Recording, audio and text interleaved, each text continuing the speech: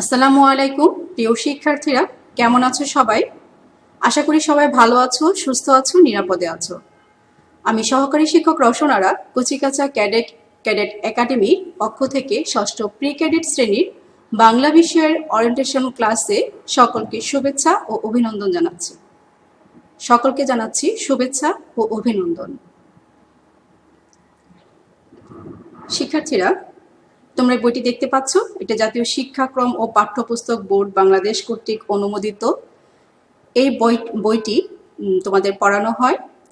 এছাড়া যে আনন্দপাঠ বইটি রয়েছে, এটা প্রি ক্যাডেট শ্রেণীতে সেই বইটি থেকে কোনো প্রশ্ন করা হয় না, সেজন্য প্রি ক্যাডেট শ্রেণীতে শুধু বাংলা চারুপাঠ এই বইটি পড়ানো হয়ে থাকে।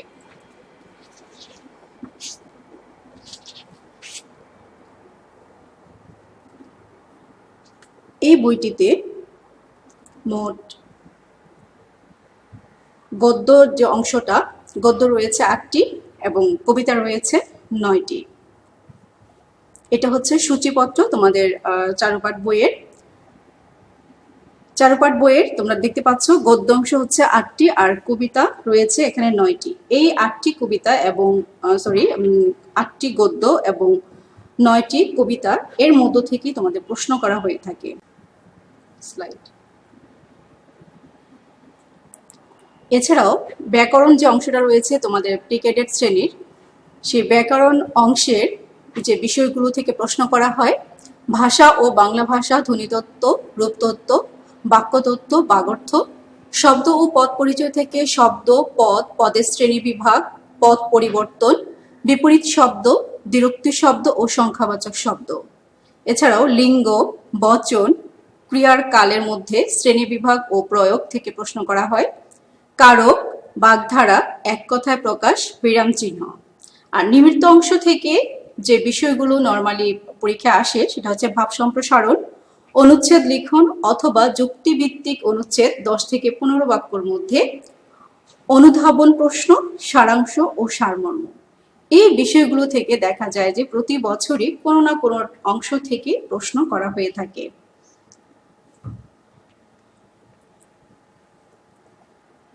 শিক্ষার্থীরা, আজকে আমরা বাংলা বিষয়ের যে আলোচ্য সূচিটা রয়েছে তার মধ্যে রয়েছে বাংলা প্রথম অংশ অর্থাৎ প্রথম পত্রের গদ্য ও কবিতা অংশ নিয়ে আলোচনা করব এবং এই গদ্য এবং কবিতার পাঠের যে বিষয়বস্তুগুলো রয়েছে বিষয়বস্তু নিয়ে আলোচনা করা হবে, শিক্ষণফল নিয়ে আলোচনা করা হবে, সবশেষে মানবন্টন।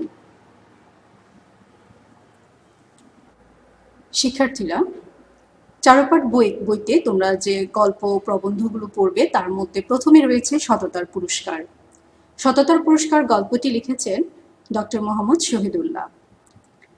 এই গল্পটিতে পড়ে তোমরা যে বিষয়টা জানতে পারবে সেটা হচ্ছে সততা, পরোপকার ও নৈতিক মূল্যবোধ সম্পর্কে তোমরা জানতে পারবে এবং জ্ঞান অর্জন করতে পারবে।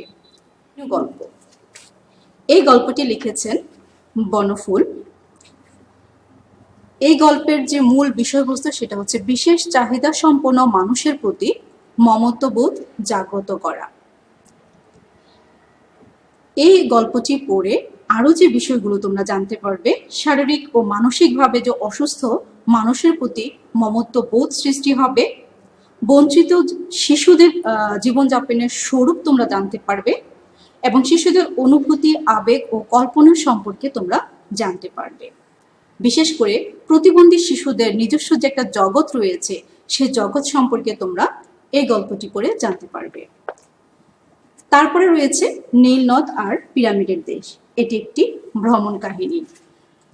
এই ভ্রমণ কাহিনীটি লিখেছেন সৈয়দ মুস্তফা আলী। এই ভ্রমণ কাহিনীটি লেখার উদ্দেশ্য হচ্ছে শিক্ষার্থীদের ভ্রমণে আগ্রহী করে তোলা এবং অন্য দেশের ইতিহাস সংস্কৃতি সম্পর্কে জানা। এছাড়াও এই গল্পটি পড়ে তোমরা যে বিষয়গুলো জানতে পারবে সেটা হচ্ছে মরুভূমি, জীবন ও যানবাহন সম্পর্কে তোমরা জানতে পারবে। প্রাচীন সভ্যতার লীলাভূমি মিশর সম্পর্কে তোমরা ধারণা লাভ করবে এবং বর্ণনা করতে পারবে। কায়রো শহরের মানুষের যে জীবনধারা সেই জীবনধারার বর্ণনা করতে পারবে। সবশেষে যে পিরামিডের দেশ, এই পিরামিডের ইতিহাস ও সৌন্দর্য সম্পর্কে তোমরা বর্ণনা করতে পারবে এবং নীল নদের যে সৌন্দর্য সেই সৌন্দর্য সম্পর্কেও তোমরা অবহিত হবে। তারপরে রয়েছে তোলপাড়। তোলপাড় গল্পটি লিখেছেন শওকত ওসমান। এই গল্পটি লেখার মূল উদ্দেশ্য হচ্ছে মুক্তিযুদ্ধের চেতনায় শিক্ষার্থীদের এবং আমাদের উজ্জীবিত করে তোলা। এছাড়াও তোমরা এই গল্পটি পড়ে মুক্তিযুদ্ধের প্রেক্ষাপট এবং মুক্তিযুদ্ধে মানুষের যে সংকটাপন্ন জীবন সম্পর্কে তোমরা ধারণা পাবে এবং সেই সময়ের অবস্থা সম্পর্কে জানতে পারবে এবং বর্ণনা করতে পারবে। এছাড়াও নিপীড়িত মানুষের প্রতি দেশবাসীর যে মমত্ব বোধের স্বরূপ এবং পাক হানাদারদের প্রতি দেশবাসীর যে ঘৃণা তাৎপর্য তোমরা এই অধ্যায়টি পড়ে, এই গল্পটি পড়ে তোমরা বর্ণনা করতে পারবে। তারপরে রয়েছে আকাশ। আকাশ প্রবন্ধটি লিখেছেন আব্দুল্লাহ আল মুতি। এই আকাশ প্রবন্ধের লেখার মূল উদ্দেশ্য বা বিষয়বস্তু হচ্ছে শিক্ষার্থীদের বিজ্ঞান চেতনায় জাগ্রত করা। এই প্রবন্ধটি আব্দুল্লাহ আল মুতি যে উদ্দেশ্য নিয়ে লিখেছেন, আর একটি উদ্দেশ্য সেটা হচ্ছে বিশ্বজগতের রহস্য সন্ধানে বিজ্ঞান চেতনার যে গুরুত্ব, সেই গুরুত্বটা উপলব্ধি করতে পারবে। মহাকাশের অজানা জগৎ সম্পর্কে তোমরা জানতে পারবে এবং মহাকাশ সম্পর্কে প্রাচীন এবং আধুনিক যে ধারণা তার একটা তুলনা তোমরা করতে পারবে। তথ্য ও যোগাযোগের ক্ষেত্রে মহাকাশ গবেষণার যে গুরুত্ব, সেই গুরুত্ব ব্যাখ্যা করতে পারবে এবং আকাশ সম্পর্কে বৈজ্ঞানিক গবেষণার প্রভাব ও গুরুত্ব ব্যাখ্যা করতে পারবে। তারপরে রয়েছে মাদার তেরেসা। মাদার তেরেসা প্রবন্ধটি লিখেছেন সঞ্জিদা খাতুন। এই যে প্রবন্ধটি মাদার তেরেসা সম্পর্কে যে প্রবন্ধটি, সঞ্জিদা খাতুনের লেখার উদ্দেশ্য হচ্ছে নারী ও নারী কর্মের প্রতি শ্রদ্ধাবোধ জাগিয়ে তোলা, গরিব ও দুঃখী মানুষের সেবার প্রতি আগ্রহী করে তোলা। এছাড়াও এই প্রবন্ধটি পড়ে তোমরা, এই প্রবন্ধের মাধ্যমে তোমরা মাদার তেরেসার সেবাব্রতী জীবনের স্বরূপ বর্ণনা করতে পারবে। মাদার তেরেসার যে ব্রতী হওয়ার যে প্রেরণা, সে প্রেরণা ব্যাখ্যা করতে পারবে এবং নারীর মহৎ কর্মের প্রতি শ্রদ্ধাবোধ জাগ্রত হবে। তারপরে রয়েছে কত দিকে কত কারিগর। কত দিকে কত কারিগর এই রচনাটি লিখেছেন সৈয়দ শামসুল হক। এর উদ্দেশ্য, এই লেখার উদ্দেশ্য হচ্ছে বাংলার ইতিহাস, ঐতিহ্য ও লোকসংস্কৃতির পরিচয় তুলে ধরে শিক্ষার্থীদের মধ্যে দেশজ সংস্কৃতির প্রতি শ্রদ্ধা ও মমত্ববোধ সৃষ্টি করা। এছাড়াও শিক্ষার্থীরা এই রচনাটি পড়ে তোমরা যে বিষয়গুলো জানতে পারবে সেটা হচ্ছে গ্রাম বাংলার ঐতিহ্য, লোকসংস্কৃতি, পরিচয় এবং কুমোরদের তৈরি বিভিন্ন শিল্পকর্ম সম্পর্কে জানতে পারবে। এছাড়াও জানতে পারবে জাতির শ্রেষ্ঠ সন্তানদের প্রতি শ্রদ্ধা বোধের যে নমুনা, সেই নমুনাটা তোমরা এই রচনাটি পড়ে পাঠ করে তোমরা জানতে পারবে। সবশেষে রয়েছে কতকাল ধরে। কতকাল ধরে প্রবন্ধটি লিখেছেন আনিসুজ্জামান। এর পাঠের উদ্দেশ্য হচ্ছে দেশ ও জাতির ইতিহাস ও জীবনযাত্রার ধারাবাহিক পরিবর্তন সম্পর্কে জানা। এছাড়াও এই প্রবন্ধটি পড়ে বাঙালির জীবনযাত্রার যে ধারাবাহিক বর্ণনা তোমরা বর্ণনা করতে পারবে। অতীতে বাঙালিদের জীবনযাত্রার পরিচয় বর্ণনা করতে পারবে এবং বাংলা ও বাঙালি জাতির যে অতীত ইতিহাস, সে ইতিহাস ব্যাখ্যা করতে পারবে।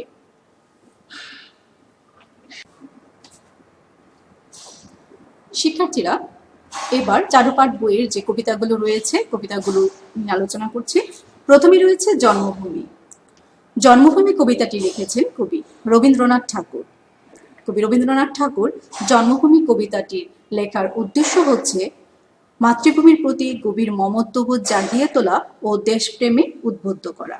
এছাড়াও এই কবিতাটি পাঠ করে তোমরা মাতৃভূমির প্রতি ও কবির মমত্ববোধের যে স্বরূপ, সেই বিষয়টা উপলব্ধি করতে পারবে এবং ব্যাখ্যা করতে পারবে। স্বদেশের প্রকৃতি ও প্রাকৃতিক যে সৌন্দর্য, পরিবেশের যে সৌন্দর্য, সেই সৌন্দর্যটা তোমরা ব্যাখ্যা করতে পারবে। পরে রয়েছে হচ্ছে সুখ কবিতা। সুখ কবিতাটি লিখেছেন কবি কামিনী রায়। এই কবিতাটির পাঠের বিষয়বস্তু বা পাঠের উদ্দেশ্য হচ্ছে আত্মকেন্দ্রিকতা ও স্বার্থপরতা ত্যাগ করে মানব প্রেমে উদ্বুদ্ধ হওয়া। এছাড়াও এই কবিতাটি পাঠ করে মানব জীবনে প্রকৃত সুখ অর্জনের যে উপায়, সে উপায়টা তোমরা জানতে পারবে। বিষাদকে জয় করে, দুঃখকে জয় করে আশাবাদী জীবন চেতনায় কিভাবে নিজেকে উদ্বুদ্ধ করা যায়, সেই প্রেরণা তোমরা এই কবিতা থেকে পাবে। এই কবিতাটি পাঠ করে তোমরা আরো যে বিষয়টা জানতে পারবে, সেটা হচ্ছে স্বার্থপরতা ত্যাগ করে কিভাবে মানব প্রেমে নিজেকে উদ্বুদ্ধ করা যায়। তারপরে রয়েছে মানুষ জাতি। মানুষ জাতি কবিতাটি লিখেছে কবি সতেন্দ্রনাথ দত্ত।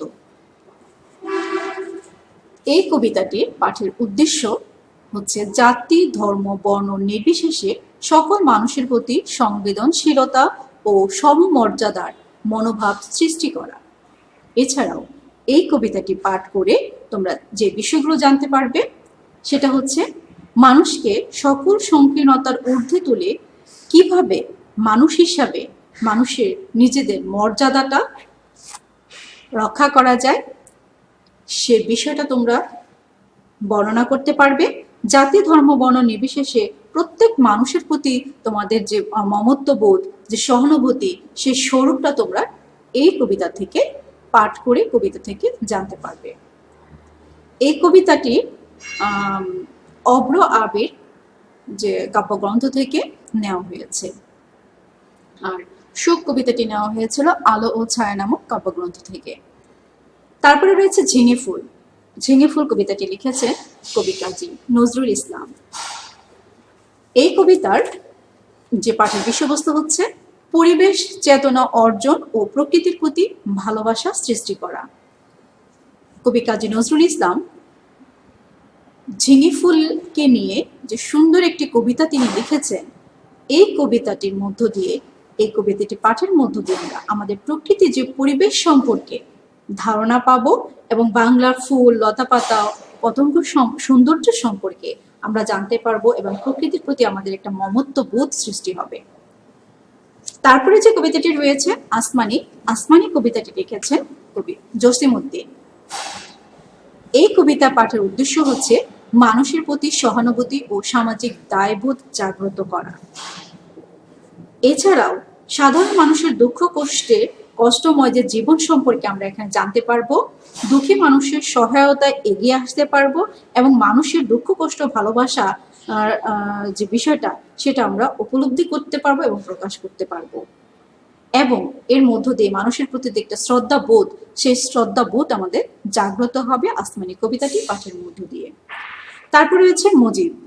মুজিব কবিতাটি লিখেছেন রুকনুজ্জামান খান।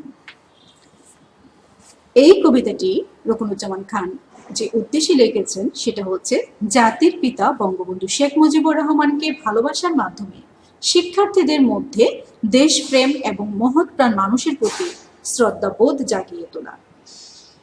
এছাড়াও এই কবিতাটি পাঠ করে আমরা জাতির পিতা বঙ্গবন্ধুর যে অবদান, সেই অবদান সম্পর্কে আমরা জানতে পারবো। এছাড়াও বাংলার প্রকৃতি মানুষের মনের মধ্যে শেখ মুজিবুর রহমানের যে উপস্থিতি এবং শেখ মুজিবুর রহমানের প্রতি যে ভালোবাসা, সেটা ব্যাখ্যা করতে পারবো এবং মানুষের প্রতি মমত্ববোধ ও দেশপ্রেমের যে প্রেরণা, সেই প্রেরণা আমরা পাবো এই মুজিব কবিতা থেকে। তারপরে যে কবিতাটি রয়েছে সেটা হচ্ছে বাঁচতে দাও। বাঁচতে দাও কবিতাটি লিখেছেন কবি শামসুর রহমান। কবি শামসুর রহমান বাঁচতে দাও কবিতাটি লেখার উদ্দেশ্য হচ্ছে প্রকৃতি ও পরিবেশ সংরক্ষণের গুরুত্ব তুলে ধরা। এই কবিতাটি পাঠ করে আমরা প্রকৃতি ও পরিবেশ সম্পর্কে জানতে পারবো এবং প্রকৃতি ও মানুষের মানে সকল প্রাণীকুলের বাঁচার অধিকার যে রয়েছে, সেই অধিকার থেকে আমরা সে বিষয়টা আমরা উপলব্ধি করতে পারবো এবং সে অধিকারটা তাদের দিতে পারবো। তারপরে রয়েছে পাখির কাছে ফুলের কাছে। এই কবিতাটি লিখেছেন কবি আল মাহমুদ। কবি আল মাহমুদ পাখির কাছে ফুলের কাছে কবিতাটি যে উদ্দেশ্য নিয়ে লিখেছেন, সেটা হচ্ছে শিক্ষার্থীদের মধ্যে নিসর্গ প্রীতি জাগ্রত করা। এই কবিতাটি পাঠ করে আমরা প্রকৃতির সৌন্দর্য পরিচয় জানতে পারবো এবং নিসর্গের প্রতি যে মমত্ববোধের স্বরূপ, সে স্বরূপ ব্যাখ্যা করতে পারবো। এই কবিতাটি পাখির কাছে ফুলের কাছে নামক কাব্যগ্রন্থ থেকে নেওয়া হয়েছে। তারপরে রয়েছে ফাগুন মাস। এই কবিতাটি লিখেছেন হুমায়ুন আজাদ। এই কবিতাটি পাঠ করি আমরা। 52 ভাষা আন্দোলনের পটভূমিতে মাতৃভাষা ও দেশপ্রেম বোধে উদ্বুদ্ধ হব। এছাড়াও ভাষা আন্দোলনের পটভূমি সম্পর্কে আমরা জানতে পারবো। ফাগুন মাসে প্রকৃতির সঙ্গে ভাষা আন্দোলনের স্মৃতির যে সম্পর্ক, সেই সম্পর্কটা আমরা ব্যাখ্যা করতে পারবো। মাতৃভাষা ও দেশপ্রেমে অনুপ্রেরণা পাবো।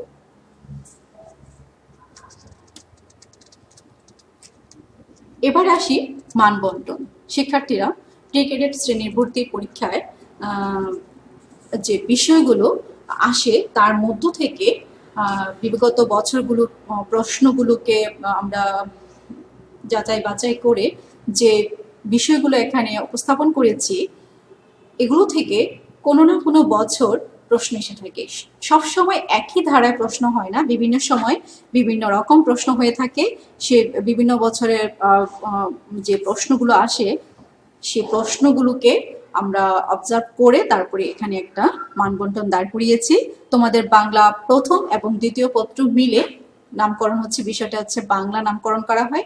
এই বাংলার তোমাদের পূর্ণ যে মান, যে নম্বর, সেটা হচ্ছে 60 নম্বর। এই 60 নম্বরের মধ্যে এখানে বিভিন্ন বছর বিভিন্ন প্রশ্ন হয়ে থাকে।